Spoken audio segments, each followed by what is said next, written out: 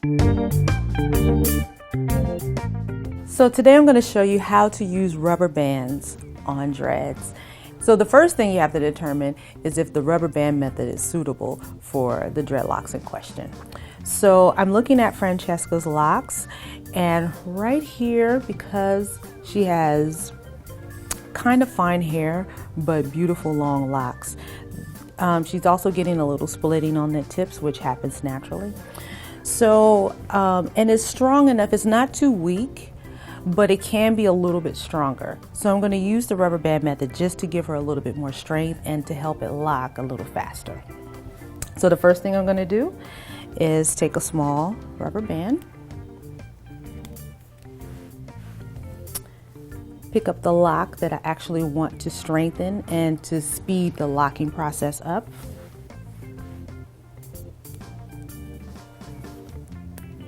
I'm going to just do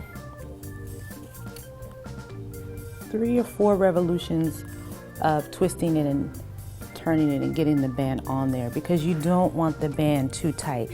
You need a little room at the root, because that's what helps the hair lock up and get tighter on its own.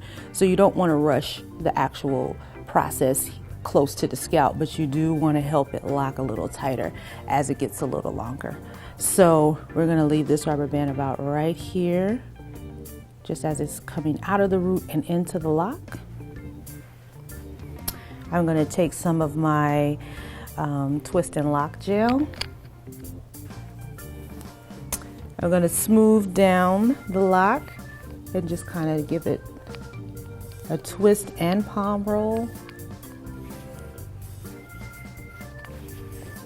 But not too tightly, because I don't want to add any more tension here to the top. But I do want to smooth the dread out so that the dread itself can be a little stronger. So once I get down to the ends and I see where she's getting this nice natural split here, I'm going to add a little bit more product.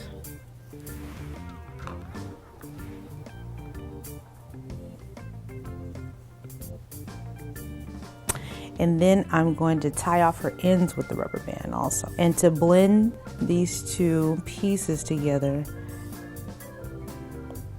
I'm going to open this side just a little bit more. Not too much, and I don't need to comb it because it doesn't have to be perfect, because you want it to mat into the lock.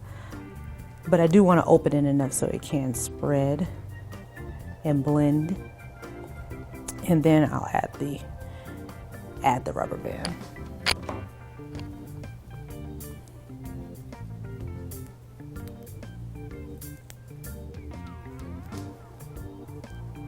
And I'm going to use the same amount of revolutions that I did at the top, because again, it doesn't have to be tight.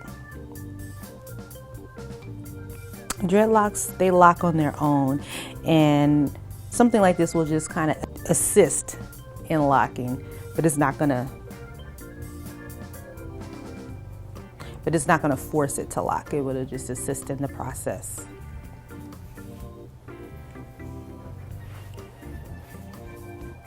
A little more palm rolling.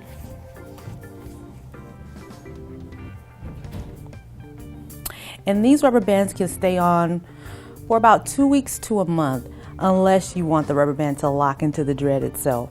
So I would highly recommend that even as you put them on, be certain that you know where you put your rubber bands, so that way you can cut them out or take them off. And that is how you use rubber bands on dreadlocks.